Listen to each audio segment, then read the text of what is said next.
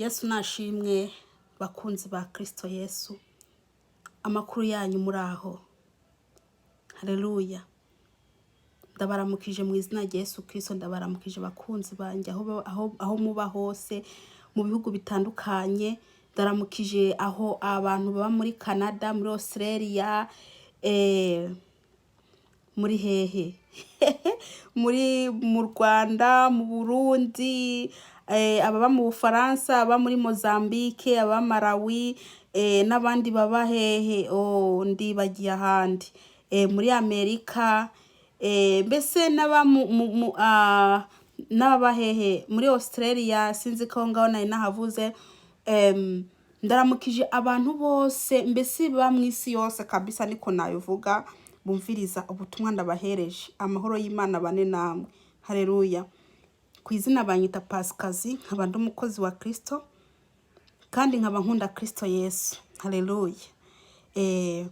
Uyu munsi rero tugiye kureba umuti w'ikigeragezo.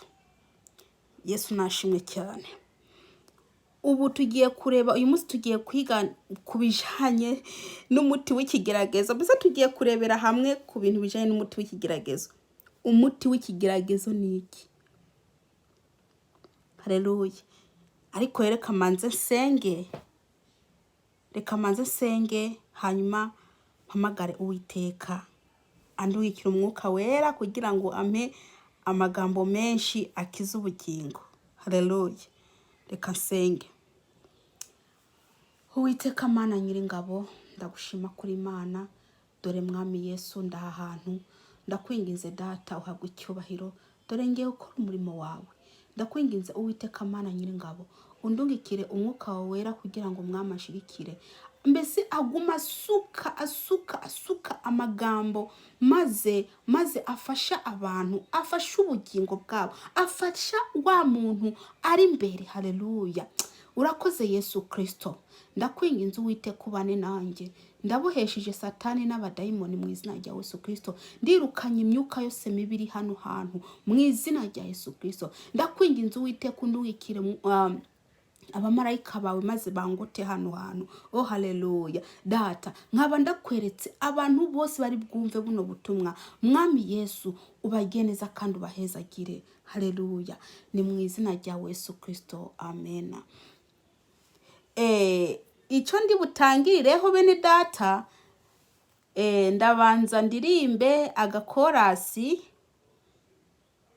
Ako gakorasi kavuga ngo: niwadendebukirwa mu misi y'ibyago, inkomezi zawe zizaba zari nkeya. Niwadendebukirwa mu misi y'ibyago, inkomezi zawe zizaba zari nkeya. Haleluya. Ino ndirimbo iriko irashaka kutubwira ngo iki? Iriko irashaka kutubwira ngo nitwadendebukirwa, ngo niwadendebukirwa mwene Data mu misi y'ibyago, mbese ngo mu gihe cy'ibyago, mu gihe ibyago bizabyagushikiriye, mu gihe ingorane zizaba zagushikiriye, ukadendebukirwa, byumvikane ko muri wewe, muri wewe nta nkomezi uzaba ufite zikwiye. Byumvikane mu yandi magambo ngo inkomezi zawe zizaba ari nkeya, ngo ntago zizaba zikwiye. Haleluya. Urahura n'ibigeragezo byinshi. Urahura n'ubugwayi, umaze igihe ugwaye, ariko mwene Data ndakubwire, iyo umaze kuronka ikigeragezo, mu bisanzwe twebwe nk'abakristo tumaze kumenya ko ikigeragezo mbese ari ikintu kigukuraho waruri kikakujana mu yindi level yo mu mwuka. Haleluya. Mbese ujya muntu w'imbere aba ari karakura mu buryo bw'umwuka. Haleluya. Mbese kikuvana hanyuma kikakuzamura. Yesu nashimwe cyane. Haleluya. Burya rero abantu benshi barahura n'ibigeragezo ugasanga bariko baratuka Imana. bariko baratukimana mana ino bintu byambayeho ureba he mana byagenze gute ni kubera iki uretse ngo ibintu bimbeho. Reka ndakubwiza ukuri, iyo uriko uritotombera Imana, aho iri mu ijuru iguma yisekera. Kubera iki? Urayitotombera nta gihinduka, iguma ari Imana. Urayituka ntibiyimatako, ibyo bitutsi bye ntibikorako, niguma ari Imana, ahubwo iguma ikureba ikisekera. Yesu Kristo yarageragejwe. Muribuka ko Satani yamuzamuye, iramujana kumwereka ubutunzi, kandi ubutunzi nyene ubutunzi ari Kristo.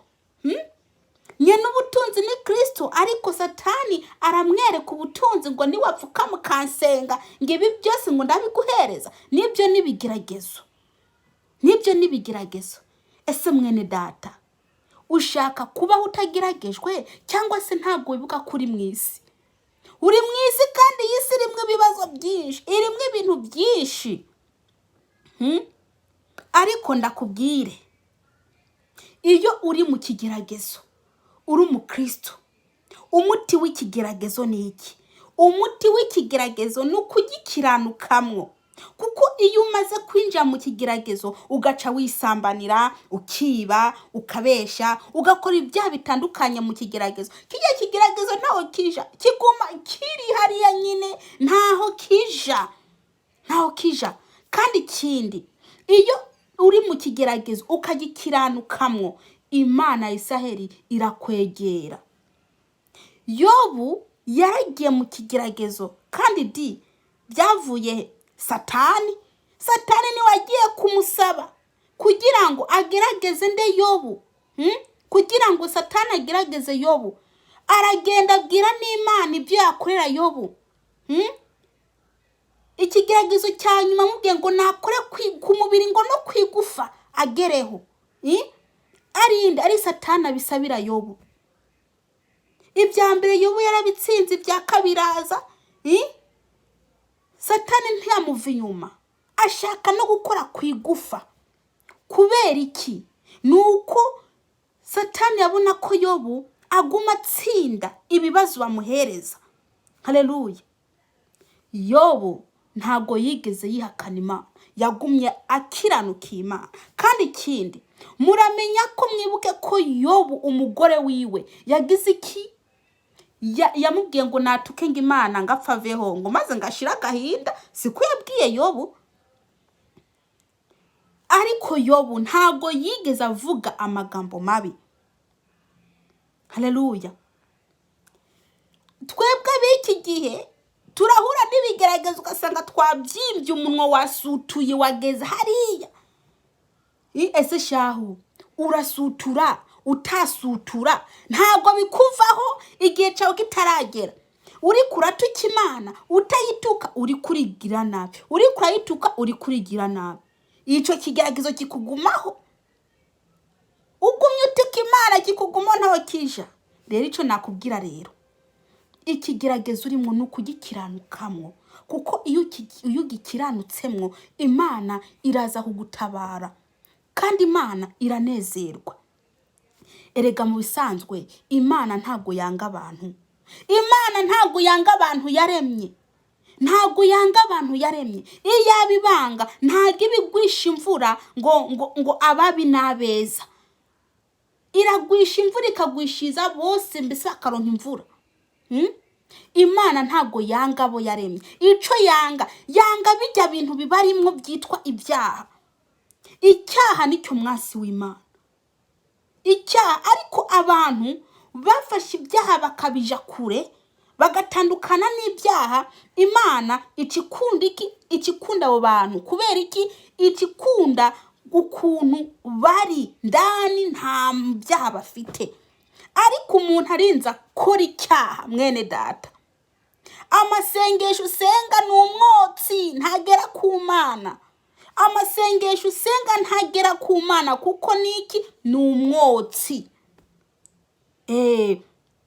Burya rero abantu ntibabwira ngo Imana ngiranga abantu. Imana ntabwo yanga abantu, ahubwo yanga icyaha kibarimo.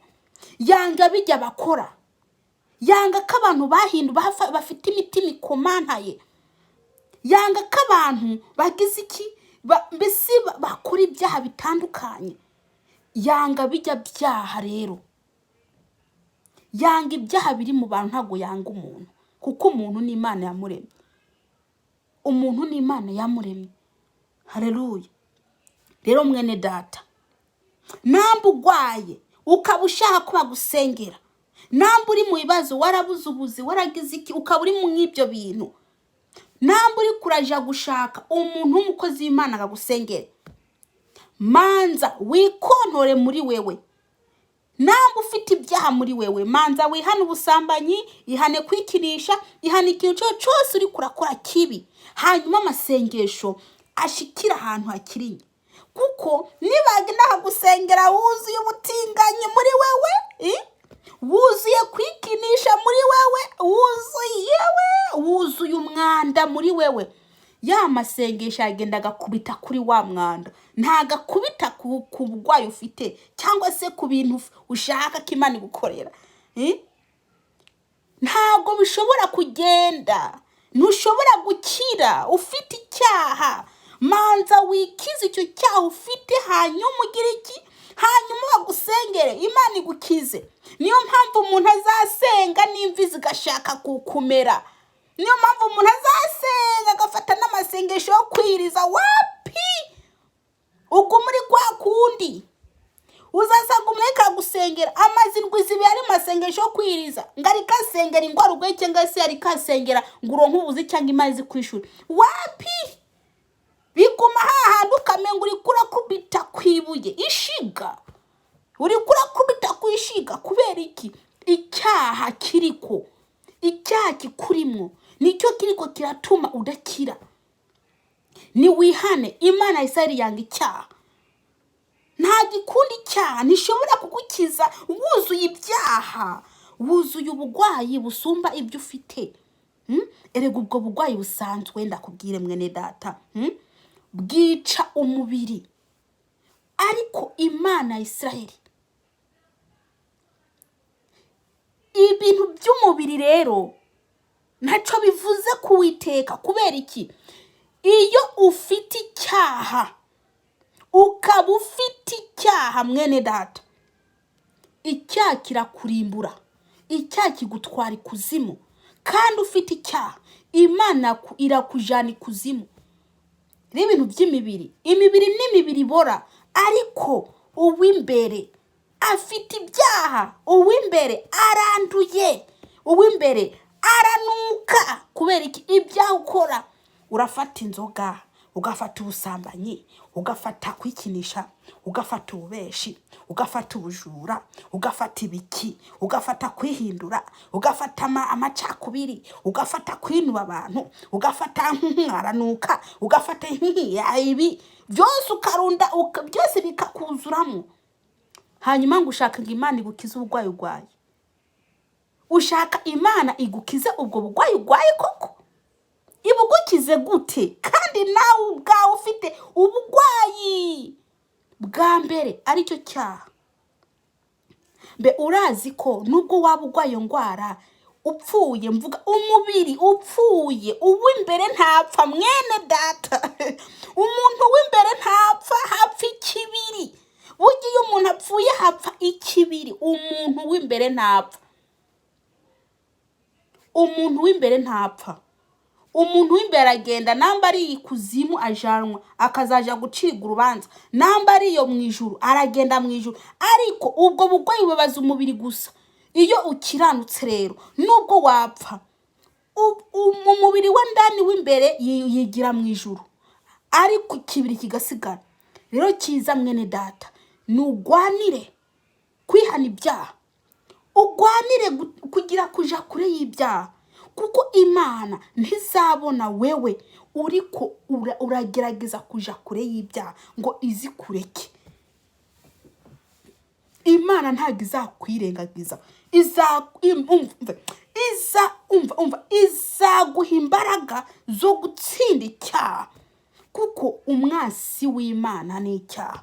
Namba ufite ikintu cyitwa ibigeragezo, ukaba ufite ikintu cyitwa ubugwayi, ukaba ufite ikintu cyitwa mbese ibibazo, bikiranukemwo, izo urebe ibyo Imana izagukorera. Kiranuka mw'ibyo bintu urimo, kandi ikindi wizere Imana. namba ro mwene data ufite ibibazo uko ufite ibigeragezo utanabikiranukamwo nusaba Imana imbabazi wihane, naho ubundi nutihana ukaguma ukora ibyaha kandi ufite n'ikigeragezo mwene data, ikigeragezo ntaho kizaja, kizaguma hariya nyine, kizaguma hariya ntaho kizaja. Uragenda kubwira umuntu umukozi w'Imana ngo sengera, agusengera iki? Ugwaye umutwe, ubumara igihe kingana iki? Ndawumaranye imyaka 2. Iyo myaka 2 mbese uri umukristo ntumukristo, urakunda Imana ntukunda Imana, mbese ukora iki? Urakira Yesu Kristo nk'umwami n'umukiza? Toya. Byumvikane ko na Yesu utamuza, toya, ariko uri kwashaka bagusengera umutwe bari uri kwashaka bagusengera umutwe. Manza wihane ukureho ingorane. Izo ngorane nizo zatuma uwo mutwe utagenda. Ni umvize ndakubwire mwene data, iyo ugwaye ukaba atacyaha ufite, atacyo na kimwe kikurega, uri umukunzi w'Imana, nta muntu ashobora no gusengera mwene data. Wowe nyene ashobora kuyisenga Imana ikagukiza utarinze gusaba amasengesho. Imana iragukiza utarinze gusaba amasengesho. Nidukiranukire Uwiteka mu bigeragezo tujamwo, dukiranukire Kristo byonyene, kuko Kristo nawe ari hano kugira ngo aze atugire neza, atwishyura ibibazo dufite. Naho ubundi twakiranukira Kristo, nawe azakwigira hariya, natwe tuyituguma uku nguku, ntago tuziga twishugwa. Umuti w'ikigeragezo ni ugukiranukira Imana. Umuti w'ikigeragezo ni ugukiranukira Imana. Subiremwo, umuti w'ikigeragezo ni ugukiranuka, ni ukugikiranukamwo, kuko hagukora ibyaha byinshi cyangwa se ibyaha wahura n'ibigeragezo ukabikiranukamwo, kuko ibyo bigeragezo Imana ibigukuramo. Iyo ubikiranutsemwo, aho ngaho umaze kuva aha ngaha mwisi ukaja mu ijuru, bakakubaza ati mbese wihanganiye iki? Ati nihanganiye iki? Nihangana kiriya, kandi ko karibyo, uzabihembegwa. Ariko nutabikiranukamo, ese wumva uzabihembegwa gute? Erega icyo cyose duhura nacyo ngaha mwisi tuzabihembegwa. Ini twabikiranukamwo tuzabihembegwa. Ariko mwene data niwige kumenya ko umuti w'ikigeragezo ari ukugikiranukamwo. Ugikiranutsemo Imana ntago izigera iguheba. Haleluya, Yesu nashimwe cyane. Kandi ikindi, namba ushaka ko umuntu agusengera ugwaye, manza wihane, hanyuma ugende bagusengera.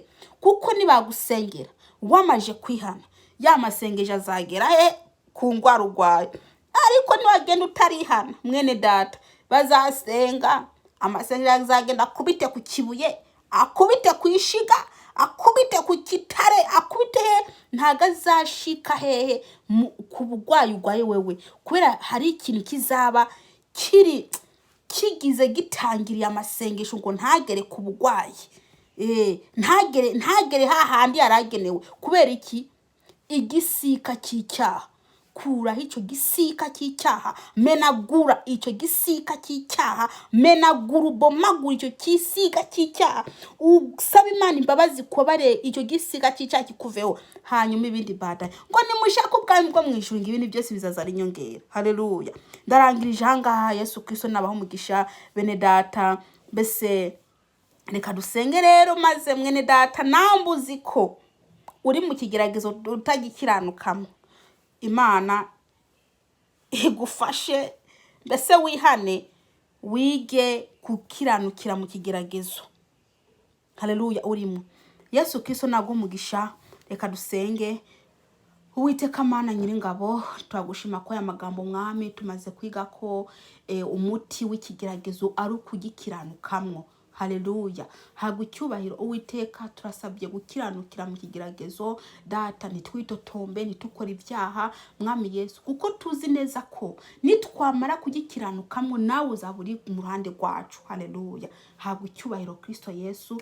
Mwami heza giraho umugisha abantu ari bo bose ari bwumve buno butumwa, ni mu izina rya Yesu Kristo. Oh haleluya. Data wa twese, umwuka wera agende aherekeze ino jambo kugira ngo rigende rikore mu mitima y'abantu. Ngenda ateye imbuto, n'umeza ni wewe. Urakoze Kristo. Sabye magambo make menshi uyaduhera ubuntu, ni mu izina rya Yesu Kristo. Amen.